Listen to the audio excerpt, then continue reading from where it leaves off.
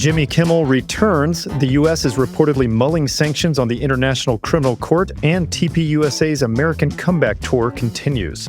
I'm Daily Wire Executive Editor John Bickley with Georgia Howe. It's Monday, September 22nd, and this is Evening Wire. Jimmy Kimmel's late night show will return tomorrow night. The program was pulled last Wednesday ahead of Kimmel's plan to triple down on his criticism of conservatives after the assassination of Charlie Kirk.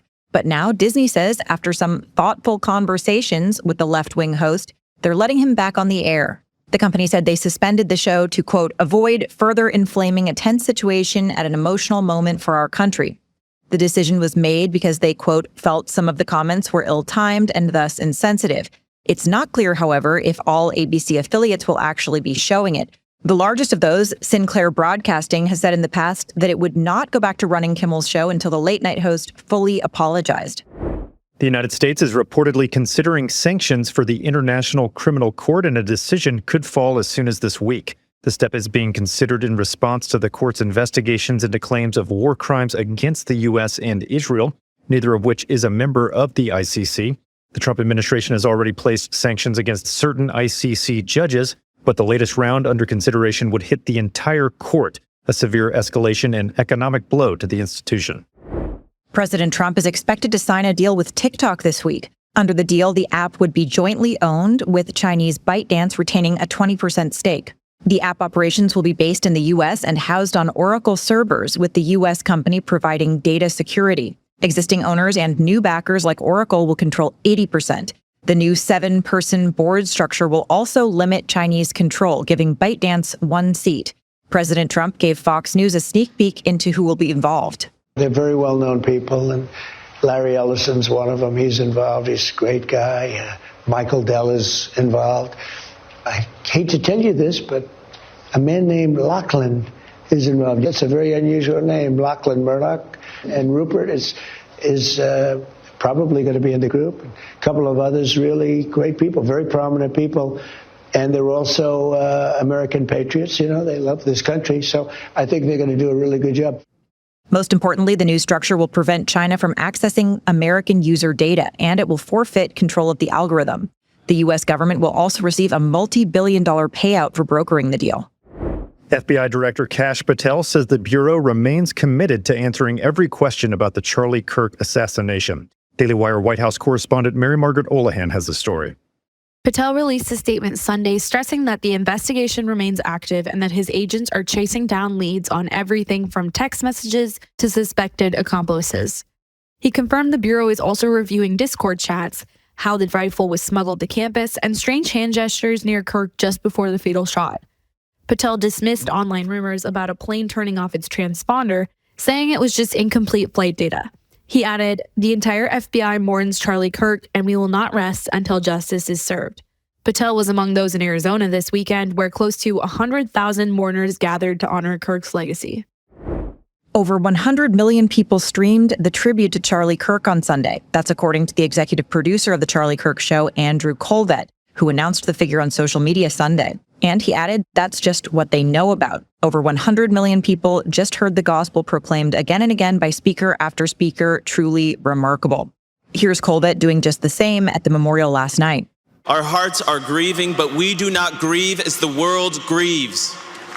Because it says in Scripture, "O death, where is your victory? O death, where is your sting? Christ has overcome death." Meanwhile, TPUSA's American Comeback Tour continues with its first event today since the assassination of Charlie Kirk less than 2 weeks ago. Daily Wire senior editor Joel Needler reports. The American Comeback Tour event is being held at the University of Minnesota this evening and will be hosted by Daily Wire's Michael Knowles. What began as a conversation between Michael and Charlie is now a special tribute to Charlie and an open forum for Q&A. Knowles announced last week that the event was still on, writing, quote, "The enemies of civilization will not succeed at killing Charlie's mission. They will not even succeed at killing his tour." You can watch the event streaming live on Daily Wire Plus this evening at 7:15 p.m. Eastern. The Trump administration announced its findings on autism during a highly anticipated press conference Monday. Here with the details is Daily Wire reporter Amanda Prestigiacomo. President Trump and Secretary Kennedy announced that Tylenol use during early pregnancy is linked to autism. Rates of the disorder have skyrocketed in recent years, now affecting 1 in 31 children in the U.S. An August review from Mount Sinai and Harvard researchers seems to tie Tylenol to this increased risk. However, the CEO of Kenvue, which makes Tylenol, has denied the association and maintains that Tylenol is a safe option for pregnant women. The administration also announced that fulonic acid could help treat autism symptoms. A major storm system is churning in the open Atlantic and is expected to create surges along the mid-Atlantic coastline. According to the National Hurricane Center, the swells are likely to cause life-threatening surf and rip current conditions from North Carolina to the Jersey Shore. Hurricane Gabrielle was upgraded to a Category 3 hurricane this morning, reaching a wind speed of 120 miles per hour. The storm is currently traveling north toward the east coast, but is expected to veer back into the open ocean before making landfall. Gabrielle is only the second major storm this hurricane season, which runs from June through November. The United States carried out an airstrike on a drug boat headed toward the Dominican Republic over the weekend. Here's Daily Wire reporter Tim Pierce with more. Dominican authorities on Sunday said it was the first joint Dominican-American operation against narco-terrorism in the Caribbean Sea. The United States has carried out at least 3 strikes against suspected drug smugglers in the Caribbean this month. In this case, Dominican authorities reported Sunday that they recovered cocaine from the wreckage of the vessel, which was suspected of carrying around 2,200 pounds of the drug. It was not immediately clear if the Dominican Republic's Sunday announcement was connected to a Friday statement from President Trump on a U.S. strike that destroyed a drug speedboat and killed 3 smugglers. A 13-year-old boy is fighting for his life after being shot in the head outside a Dunkin' Donuts in New York City. Police say the gunman opened fire just after 8 a.m. at the Dunkin' Donuts in Queens. The shooter, described as wearing a white hoodie, white sneakers, and carrying a black backpack, ran off. The teen was rushed to Cohen Children's Medical Center, where he remains in critical condition. The motive isn't clear, but the shooting happened just blocks from several schools. A New Hampshire wedding turned tragic Saturday night when a gunman opened fire on the reception. According to eyewitness reports, 23-year-old Hunter Nadeau shouted "Free Palestine" before allegedly firing 6 shots, killing 1 guest and injuring 6 others. Nadeau is now in custody and faces murder charges, with more charges expected. Officials say the shooter's motive is still unclear.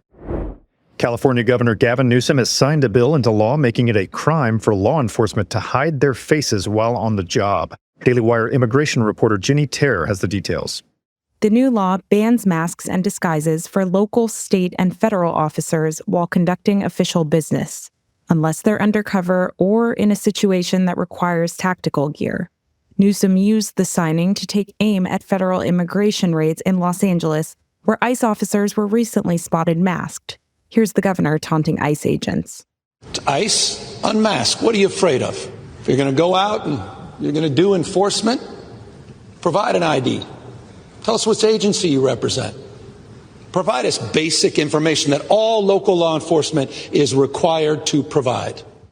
DHS officials call the move reckless, warning assaults on ICE agents have surged 1,000%, and masks are often the only thing protecting officers' identities and families. California joins a growing list of states weighing similar restrictions.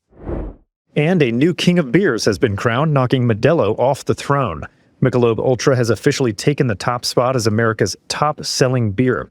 Executives credit its meteoric rise to aggressive sports partnerships, from the NBA and PGA Tour to the 2026 FIFA World Cup.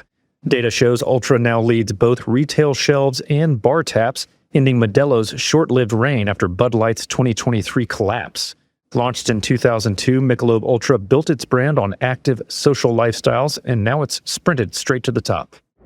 Those are your drive home updates this evening. To learn more about these stories, go to dailywire.com. And in case you missed it this morning, we covered some major stories, including the historic celebration of Charlie Kirk's life, the Democrats' protests against honoring Kirk and suspending Jimmy Kimmel, and the UK recognizing a Palestinian state.